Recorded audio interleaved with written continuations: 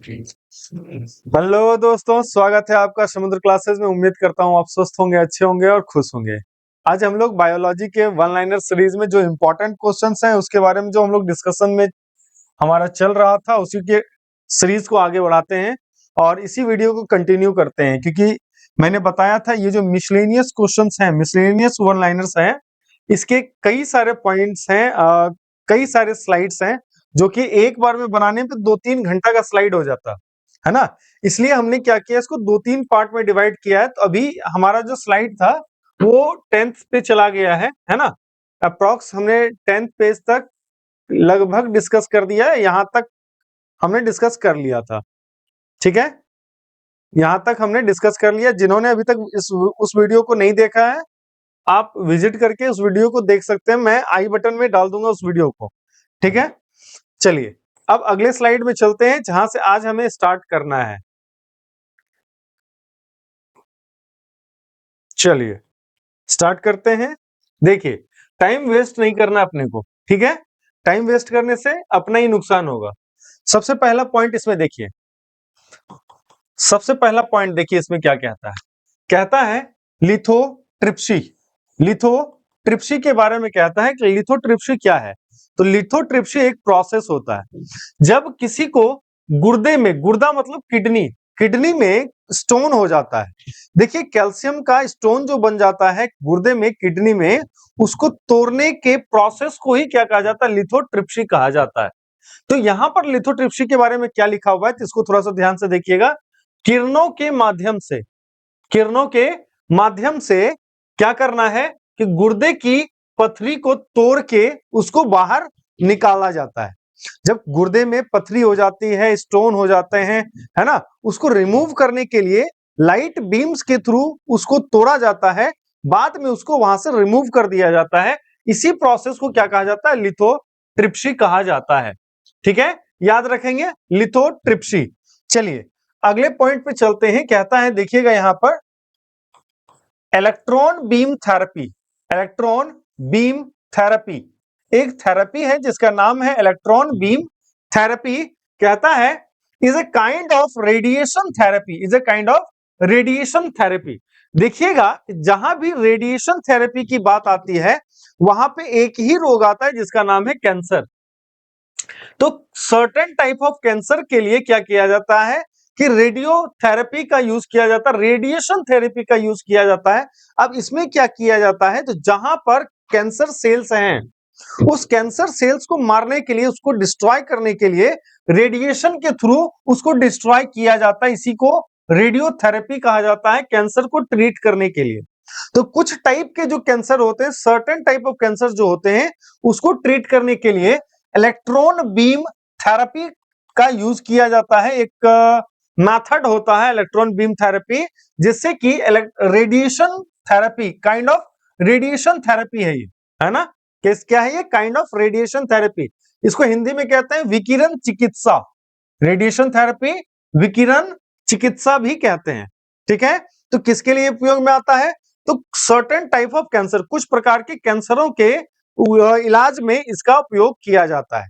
अगले पॉइंट पर अगर हम बात करते हैं, तो कहता है कि डॉक्टर किसी व्यक्ति को बताता है कि टेट्राप्लेजिया, टेट्राप्लेजिया से प्रभावित है।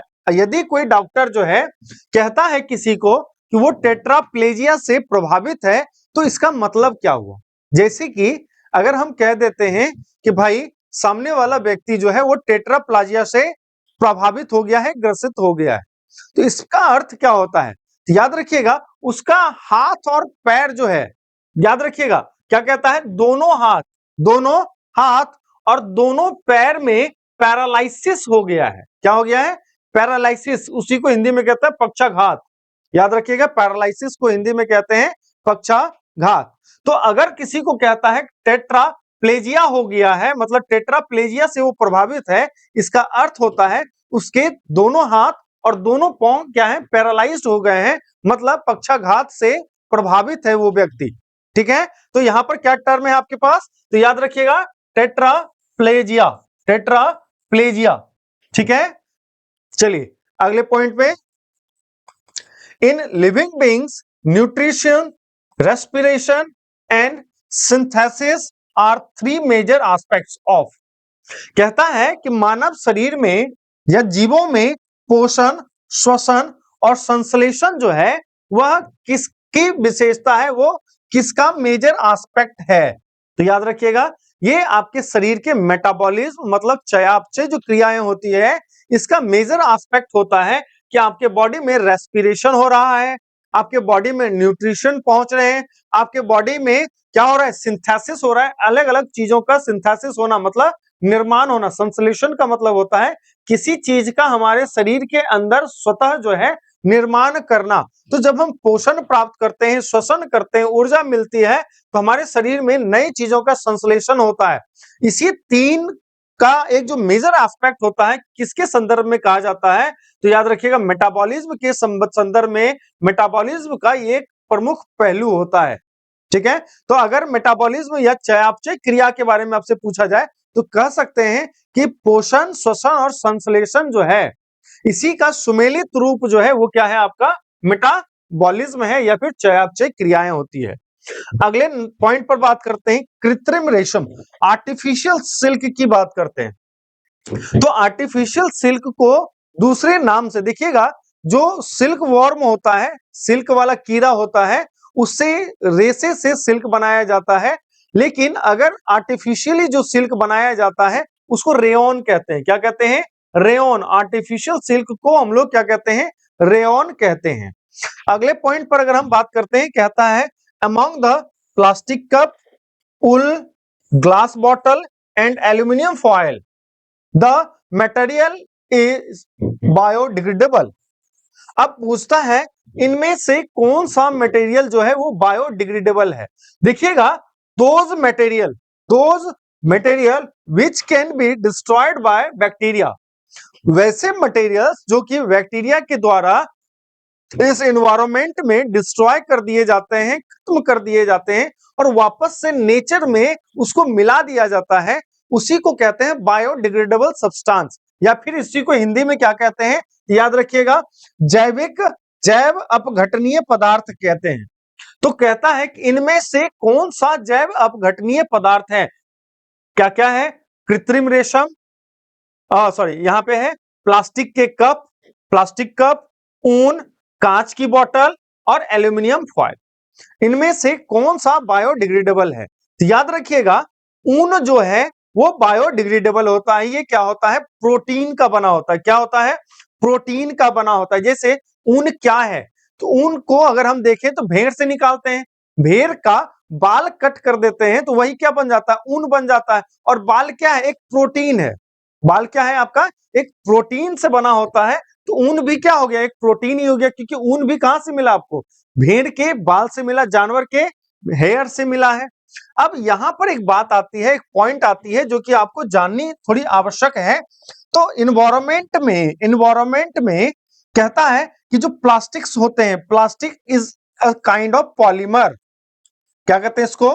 पॉलीमर्स कहते हैं। ये जो पॉलीमर्स होते हैं, ये पॉलीमर्स बायोडिग्रेडेबल नहीं होते, मतलब जैविक रूप से अपघटित नहीं होते हैं। लेकिन हाल के न्यूज में ऐसा कुछ बैक्टीरिया मिला है जो कि प्लास्टिक को खाता है। किसको खाता है? प्लास्टिक को खाता है। अभी हाल में ही कुछ वैज्ञानिकों को ऐसे बैक्टीरिया मिले हैं जो कि प्लास्टिक को नष्ट कर देता है और क्या बनाता है? याद रखिएगा, जल बना देता है, पानी बना देता है, वाटर बना देता है, जो कि एनवायरमेंट के लिए फ्रेंडली है।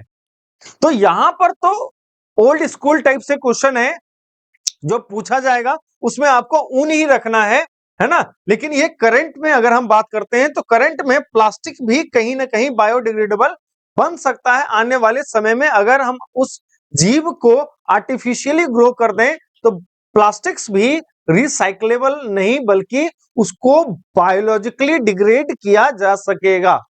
ठीक है, चलिए अगले पॉइंट पर बात करते हैं। कहता क्या है, देखिए ध्यान से। कहता है silk fibre, hairs, nails and clothes. क्या क्या नाम है? सिल्क के फाइबर, रेशम के रेशे, जो हमारा बाल है, नाखून है, जो पंजे होते हैं, वो किसके बने होते हैं? तो किसके बने होते हैं? तो केराटीन। किसके बने होते हैं? केराटीन। केराटीन क्या है? तो केराटीन एक प्रकार का क्या है? प्रोटीन है। क्या है? प्रोटीन है। केराटीन क्या है? एक प्रकार का प्रोटीन है, जिससे कि हमारा बाल बना हुआ है ना। हमारे नाखून जो है केराटीन से बने हैं, ये भी एक प्रकार का प्रोटीन है। और अब जो जानवर के पंजे होते हैं, ये भी एक प्रकार का प्रोटीन से ही बना होता है, जिसका नाम क्या है? केराटीन है। याद रखिएगा, ये कई बार पूछा जाता है। चलिए अगले पॉइंट पर बात करते हैं। कहता है among the cotton, hair, spider silk and hoof. क्या क्या कह रहा है?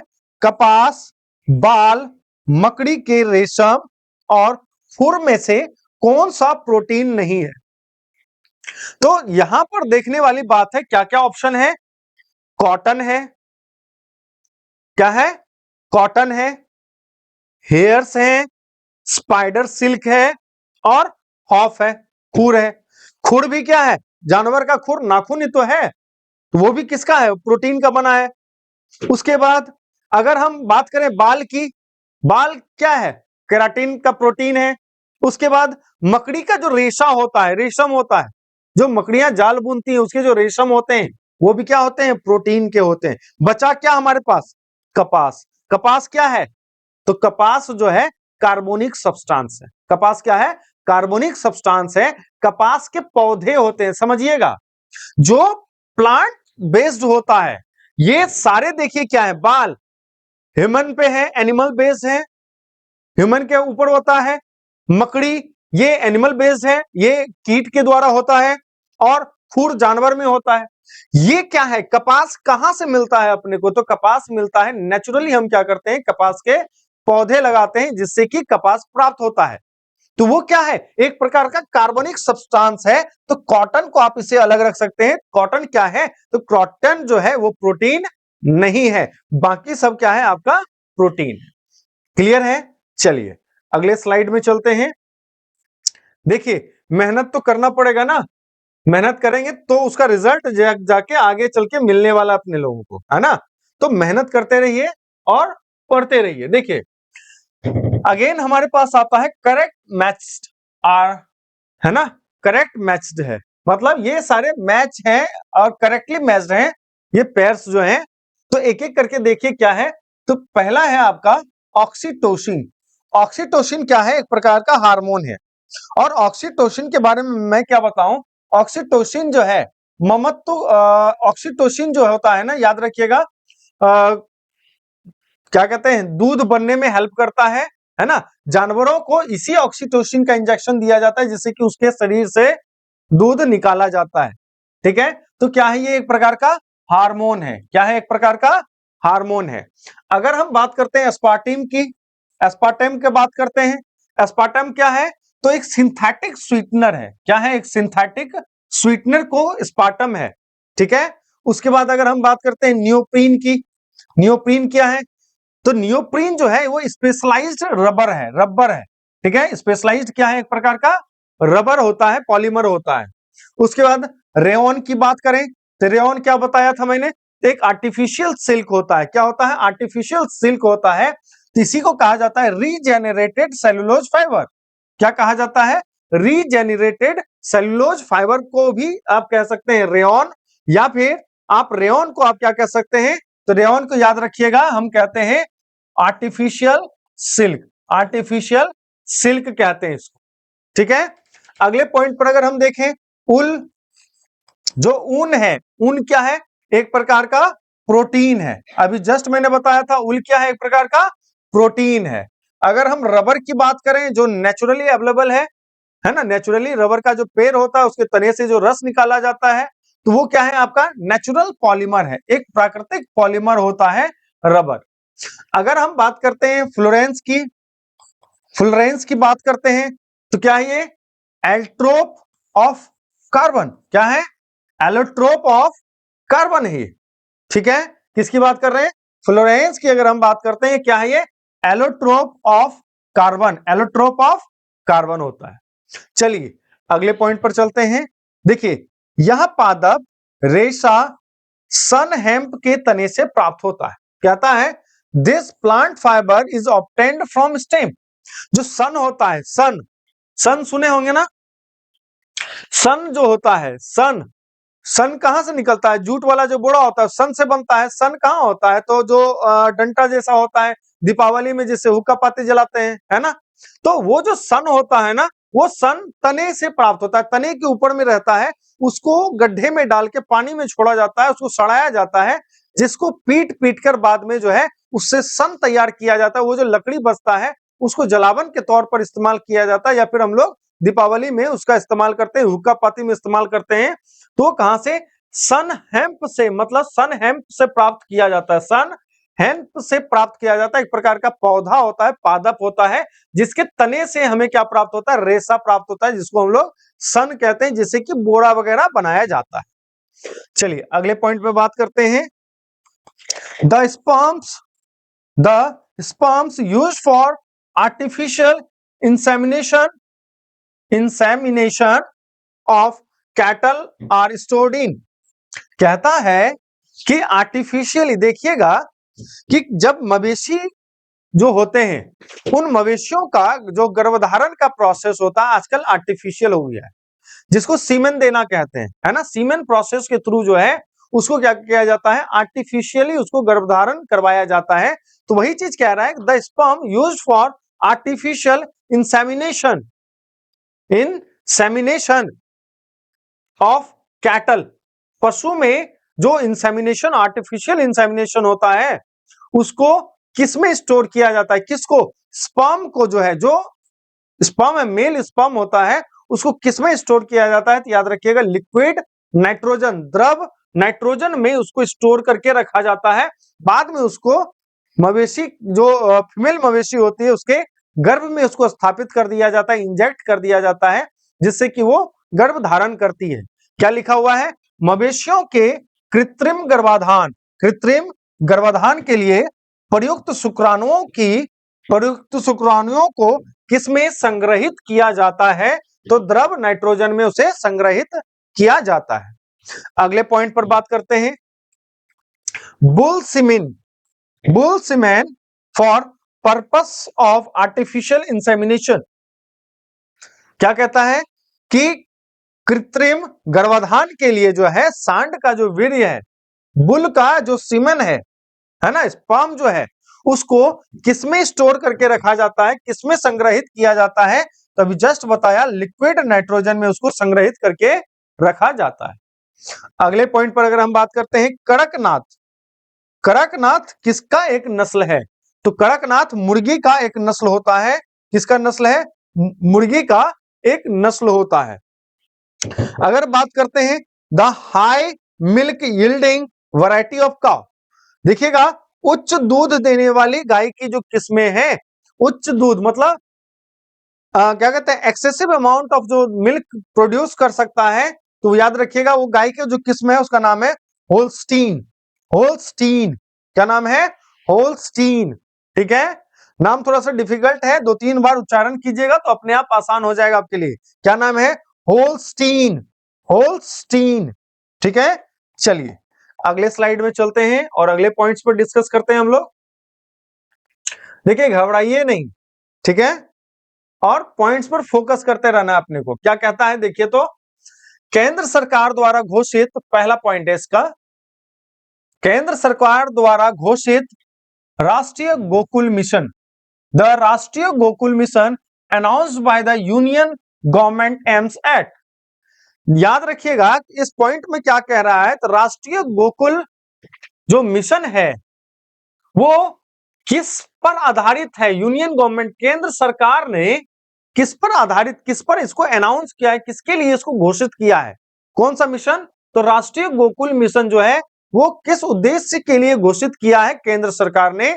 याद रखिएगा, जो गायों की देसी नस्लें हैं उसका संरक्षण करना, जो हमारे इंडिया का जो इंडिजिनस ब्रीड है, इंडिजिनस ब्रीड का मतलब यहां पर हो जाता है कि ऐसी नस्लें जो धीरे धीरे क्या हो रहा है, समाप्ति के कगार पर पहुंच रहे हैं।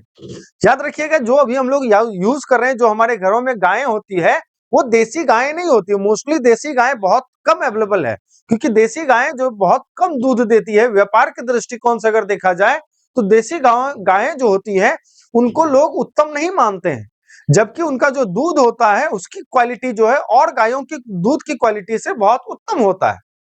लेकिन फिर भी जो क्या कहते हैं, जो कि आपका अदर ब्रीड है, उस ब्रीड का यूज करते हैं, हाइब्रिड का यूज करते हैं, दूध का उत्पादन तो अधिक हो जाता है लेकिन दूध की जो क्वालिटी होती है वो गिरते जा रही है, उसका स्तर गिरते जा रहा है।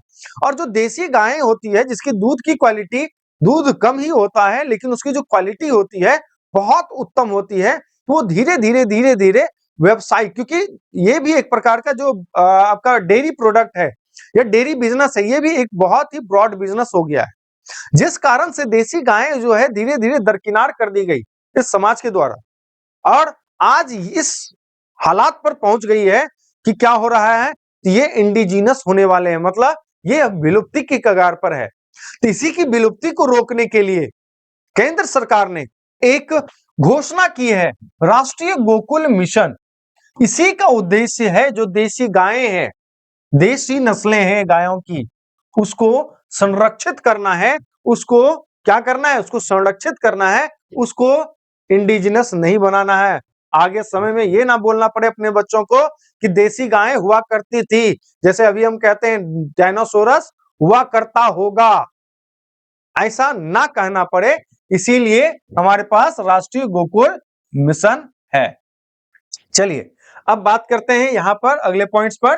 तो देखिए यहां पे करेक्ट मैच्ड है, करेक्टली मैच्ड पेयर्स हैं, तो इसको एक एक करके देखते हैं और चीजों को समझते हैं। पहला है बफेलो, क्या नाम है, बफेलो। बफेलो का एक शानदार ब्रीड है, कौन सा, तो याद रखिएगा भदावारी, भदवारी भी कहते हैं इसको, भदवारी, भदवारी कहते हैं इसको। बफेलो का एक ब्रीड है। काव का एक ब्रीड है, एक क्या है, सिंधी, सिंधी, सिंधी क्या है, गाय का एक ब्रीड है। और थार पारकर जो है, थार पारकर जो है ये भी गाय का क्या है, एक ब्रीड है। उसके बाद बकरी जो होती है, गोट, गोट की एक ब्रीड है, कौन सा, तो जमुना परी, जमुना परी जो है वो बकरी की एक ब्रीड होती है। उसके बाद मायोग्लोबिन जो है, मायोग्लोबिन जो है एक प्रकार का प्रोटीन होता है जिसमें, जो कि कहां होता है, मसल सेल्स में होता है। कहां होता है, मसल्स सेल में होता है, जो मांसपेशीय कोशिकाएं होती है उसमें होता है। उसके बाद सर्पगंधा, सर्पगंधा जो है एक मेडिसिनल प्लांट होता है, क्या होता है, एक मेडिसिनल प्लांट होता है जिसका कि ट्रैंकुलाइजर के रूप में इस्तेमाल किया जाता है। किसके रूप में, ट्रैंकुलाइजर के रूप में इसका इस्तेमाल किया जाता है। अगर हम बात करें कार्सिनोमा की बात करें, कार्सिनोमा की बात करें तो ये क्या है, एक प्रकार का रेडियो थेरेपी है जिसमें कि कैंसर सेल्स के लिए लड़ने के लिए या फिर उसको खत्म करने के लिए इसका यूज किया जाता है। हीमोग्लोबिन क्या होता है, हीमोग्लोबिन को कहा जाता है, ये ऑक्सीजन का ट्रांसपोर्टर होता है, ऑक्सीजन वाहक होता है, ऑक्सीजन का ट्रांसपोर्टर कहा जाता है हीमोग्लोबिन को। अगर हम बात करें अगले सेक्शन में, तो बुलिमिया क्या है, एक ईटिंग डिसऑर्डर है, क्या ये, खाने वाला एक विकार है, ठीक है, क्या होता है, बुलिमिया एक ईटिंग डिसऑर्डर होता है। उसके बाद अगर हम कोलेस्ट्रॉल की बात करें, जो अंडा का जो पीला वाला भाग होता है उसमें कोलेस्ट्रॉल की मात्रा अधिक होती है, वो सीधा समझिए तो कोलेस्ट्रॉल ही है, ठीक है। अगर हम एट्रोपिन की बात करें, एट्रोपिन की बात करें तो एट्रोपिन क्या है, एक एल्कोलाइड है, क्या है एट्रोपिन, एक प्रकार का एल्कोलाइड है। अगर इंसुलिन की बात करें तो इंसुलिन कहां से आता है, तो इंसुलिन जो है एक पेनक्रियाज से स्रावित होने वाला एक हार्मोन होता है जो कि क्या करता है, शुगर को कंट्रोल करता है, ग्लूकोज, ब्लड ग्लूकोज लेवल को कंट्रोल करने का काम करता है। चलिए अगले स्लाइड में चलते हैं।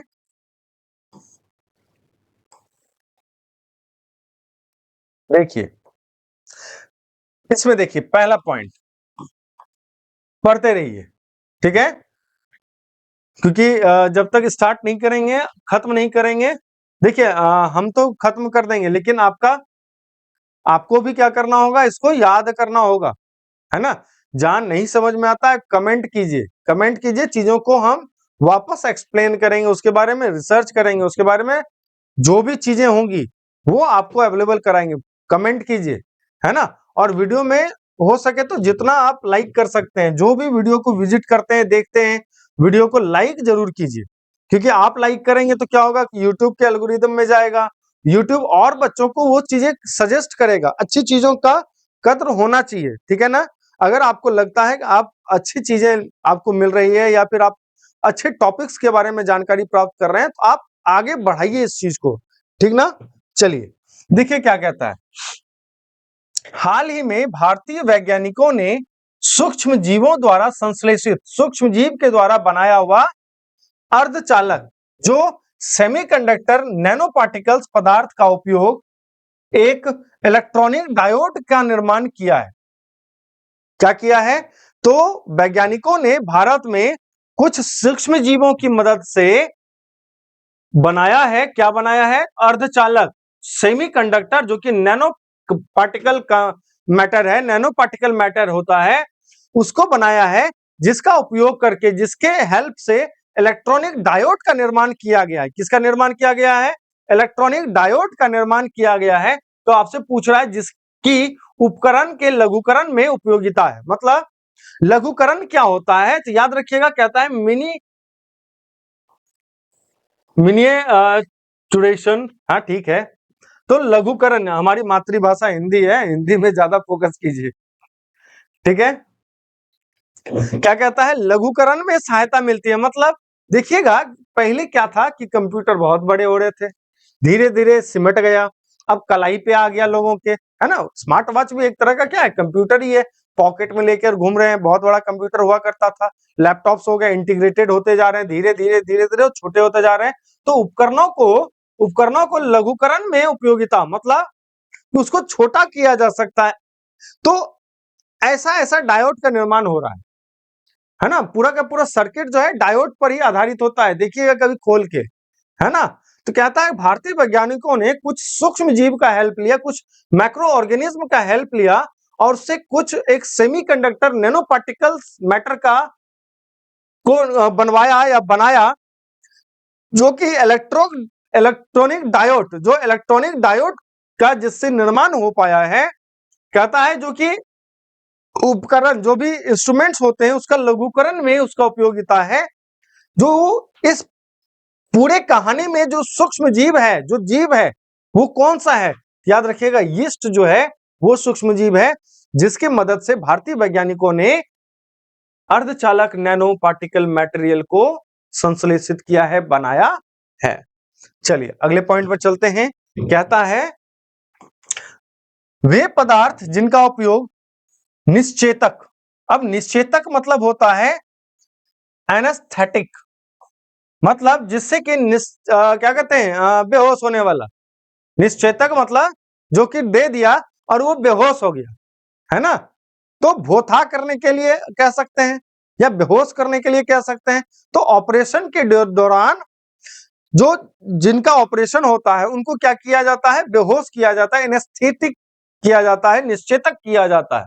तो कहता है वे पदार्थ जिनका उपयोग निश्चेतक के रूप में किया जाता है, वो क्या होते हैं? मतलब किसके द्वारा लोगों को बेहोश करके उसका ऑपरेशन किया जाता है, या फिर किसी प्रकार का उपचार किया जाता है, भोथा किया जाता है। याद रखिएगा, क्लोरोफॉर्म होता है, एक तो क्लोरोफॉर्म होता है एंड नाइट्रस ऑक्साइड होता है। क्या क्या होता है? क्लोरोफॉर्म और नाइट्रस ऑक्साइड का प्रयोग जो है निश्चेतक के रूप में, एनेस्थेटिक सब्सटेंस के रूप में हॉस्पिटल्स में किया जाता है, डॉक्टरों के क्या कहते हैं, देख रेख में किया जाता है। ये बहुत अजीब चीज है ना। ये सुंघा देने से बेहोश हो जाता है। अब सुंघा देने से बेहोश हो जाता है, तो अब हर किसी के पास तो नहीं हो सकता ना। डॉक्टर जब इसको ऑपरेशन में ले जाना होता है किसी को, तब इसका प्रयोग करता है, निश्चेतक का प्रयोग करता है ना। जिसको कि एनेस्थेटिक मटेरियल कहते हैं, एनेस्थेटिक सब्सटेंस कहते हैं। वो कौन कौन से हैं? क्लोरोफॉर्म है और नाइट्रस ऑक्साइड है। कहता है अस्पतालों में हल्के निश्चेतक, मतलब माइल्ड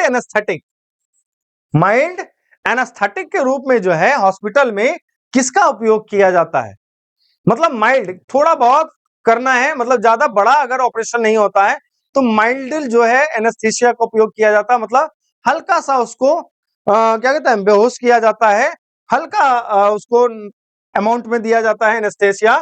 तो कहता है वो कौन सा एनेस्थेसिया है जो कि माइल्ड, हल्के निश्चेतक, माइल्ड एनेस्थेटिक के रूप में किया जाता है। याद रखिएगा नाइट्रस ऑक्साइड जो होता है वो माइल्ड एनेस्थेटिक मटेरियल या सब्सटेंस होता है। नाइट्रस ऑक्साइड जो होता है वो माइल्ड एनेस्थेटिक सब्सटेंस होता है। माइल्ड मतलब हल्का निश्चेतक पदार्थ होता है, हल्का निश्चेतक पदार्थ होता है। कौन? नाइट्रस ऑक्साइड होता है।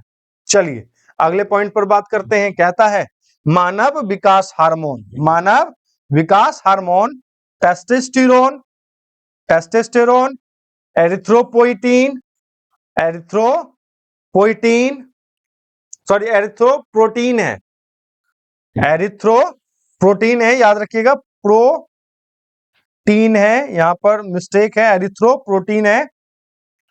तो टेस्टोस्टेरोन, एरिथ्रोप्रोटीन और कोलोस्ट्रम, कोलोस्ट्रम के बीच एथलीटों द्वारा प्रदर्शन बढ़ाने वाले पदार्थ के रूप में उपयोग के लिए इसे प्रतिबंधित नहीं किया गया। देखिएगा जो एथलीट्स होते हैं, जो दौड़ने वाले होते हैं, जो बॉडी बिल्डर्स होते हैं, है ना, ऐसे जो लोग होते हैं वो कभी कभी चीटिंग के लिए क्या करते हैं, एक्स्ट्रा टेस्टोस्टेरोन ले लेते हैं, एक्स्ट्रा टेस्टोस्टेरोन ले लेते हैं। एक प्रकार का क्या है, ये एस्ट्रॉइड है। क्या है? एस्ट्रॉइड के रूप में।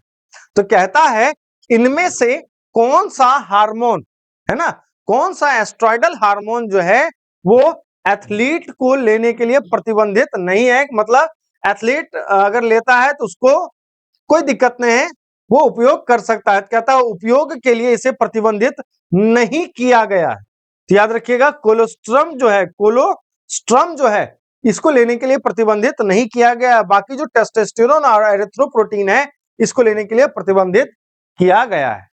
ठीक है, ये एक प्रकार का क्या है, एस्ट्रॉइड है, जो कि उसके कह सकते हैं ना कि जो वर्क होता है उसको इनहांस कर देगा। मतलब अगर वो 1 किलोमीटर दौड़ने वाला होगा, अगर इस तरह का एस्ट्रॉइड का प्रयोग करेगा तो 2 किलोमीटर दौड़ सकता है।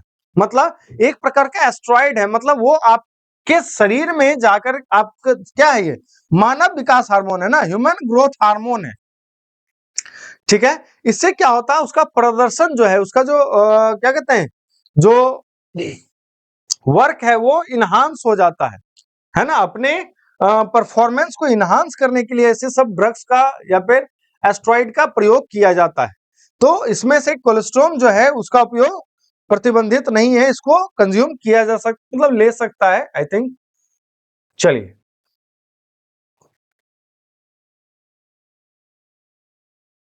देखिए ये आखिरी स्लाइड है, इसके बाद अगले वीडियो में हम इसके जो नेक्स्ट स्लाइड्स होंगे उसको हम लोग कवर करेंगे। देखिए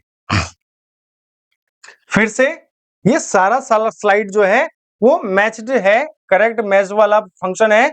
देखिए इसको ध्यान से, पहला देखिए क्या कहता है। पहला है एक साइड है स्पेशलिस्ट, दूसरे साइड है बॉडी पार्ट। कोई स्पेशलिस्ट, जो डॉक्टर्स होते हैं वो स्पेशलिस्ट होते हैं जो कि एक विशेष प्रकार के शरीर के भाग को, अंग को देखते हैं या उसका उपचार करते हैं। तो कार्डियोलॉजिस्ट जो होते हैं वो किसका उपचार करते हैं, तो हार्ट का, हृदय का उपचार करने वाले जो होते हैं उसको कार्डियोलॉजिस्ट कहते हैं। अगर हम बात करें नेफ्रोलॉजिस्ट की, तो जो नेफ्रोलॉजिस्ट होते हैं, नेफ्रो मतलब किडनी, है ना, तो किडनी से संबंधित रोगों की जांच के लिए नेफ्रोलॉजिस्ट के पास हम लोग जाते हैं। अगर हमें किसी प्रकार का यूरिनरी ट्रैक्ट में परेशानी है ना, अगर हमारे जो मूत्राशय से संबंधित, मूत्र से संबंधित अगर कोई प्रॉब्लम है तो उसके लिए यूरोलॉजिस्ट के पास हम लोग जाते हैं। अगर आंख से समस्या है, आंख में किसी प्रकार की समस्या है तो उसमें हम लोग कहां जाते हैं, ऑक्यूलिस्ट के पास जाते हैं, ऑक्यूलिस्ट के पास जाते हैं आंख दिखाने के लिए। ठीक है, अगला भी हमारा करेक्ट मैचेज वाला सेक्शन आता है। तो एक तरफ है आपका ब्रांच ऑफ मेडिसिन, मतलब मेडिसिन का ब्रांच है, दूसरे साइड आपका क्या है, कौन सा ह्यूमन ऑर्गन जो है उससे टारगेटेड होता है। तो पहला क्या है, गैस्ट्रोइंट्रोलॉजी। क्या है, गैस्ट्रोइंट्रोलॉजी किससे संबंधित है, तो ये मेडिसिन का जो क्या कहते हैं, जो कह सकते हैं कि जो मेडिसिन का ब्रांच होता है वो किससे संबंधित है, तो डाइजेस्टिव सिस्टम से संबंधित है। किसे, मतलब समझ जाइए कि जो अस्पताल का ये ब्रांच जो होगा, क्या आप कहेगा कि गैस्ट्रोएंटेरोलॉजी में चले जाइए, मतलब आप कहाँ किससे संबंधित रोग को दिखाना है, तो डाइजेस्टिव सिस्टम से संबंधित यहाँ पर उपचार किए जाएंगे। अगर हम यूरोलॉजी में चले जाएं, यूरोलॉजी में चले जाएं, तो हमारे अगर यूरिनरी सिस्टम में कोई समस्या है, हमें कहाँ भेजा जाएगा, तो यूरोलॉजी डिपार्टमेंट में भेजा जाएगा। ये क्या है, डिपार्टमेंट्स ऑफ मेडिसिन, क्या कहते हैं, हॉस्पिटल्स। आप इसको डिपार्टमेंट ऑफ हॉस्पिटल्स भी कह सकते हैं। उसके बाद अगर किसी व्यक्ति को नर्वस सिस्टम में समस्या है, न्यूरोलॉजिकल समस्या है, उसको कहाँ भेजा जाएगा, न्यूरोलॉजिस्ट के पास भेजा जाएगा, मतलब न्यूरोलॉजी ब्रांच में भेजा जाएगा। अगला जो हमारा करेक्ट मैसेज है वो भी थोड़ा ध्यान से देख लीजिए। पहला है, आप एक साइड है आपका कंपाउंड, दूसरे साइड है उसका क्लासिफिकेशन, उसको किस क्लास में रखा गया। तो पहला जो कंपाउंड है वो है आपका साइक्रीन है। साइक्रीन क्या है, एक प्रकार का स्वीटनर है। क्या है, मिठास बढ़ाने वाला है, शुगर नहीं बढ़ेगा, लेकिन जैसे कि किसी को शुगर की समस्या है, साइक्रीन दे दीजिए, है ना, शुगर तो नहीं बढ़ेगा लेकिन उसको मिठास फील होगा। उसके बाद एड्रेनलिन क्या है, एक प्रकार का हार्मोन है जो एड्रिनल ग्रंथि से निकलता है ना, ये क्या है, ये फ्लाइट एंड फाइट वाला हार्मोन होता है। उसके बाद थाइमिन क्या है, थाइमिन क्या है, एक प्रकार का विटामिन है, विटामिन बी को थाइमिन भी कहते हैं। विटामिन बी को क्या कहते हैं हम लोग, थाइमिन भी कहते हैं। उसके बाद थाइमिन क्या है, एक प्रकार का विटामिन है। केराटिन क्या है, तो केराटिन एक प्रकार का क्या है, प्रोटीन है, जिससे कि हमारा बाल बना हुआ है, तो केराटिन नामक प्रोटीन से बना हुआ है। ठीक है, उम्मीद करता हूं कि जो पॉइंट्स हमने आज बताए हैं वो पॉइंट्स आपको क्लियर हो गए होंगे। आप लिख सकते हैं, आप याद कर सकते हैं, आप अपने परीक्षा में इससे अच्छा प्रदर्शन कर सकते हैं। उम्मीद करूंगा कि आपको इस वीडियो से भी लाभ प्राप्त होगा। तब तक इस वीडियो में जितना मैक्सिमम हो सके आप लाइक करें, इस वीडियो में आप कमेंट करेंगे, किसी तरह की कोई समस्या है तो सब्सक्राइब कीजिए चैनल को, और साथ ही साथ हमारी टीम को सपोर्ट कीजिए। तब तक वीडियो को अच्छे से देखते रहिए, एंजॉय कीजिए। जय हिंद, जय Bharat, thank you so much.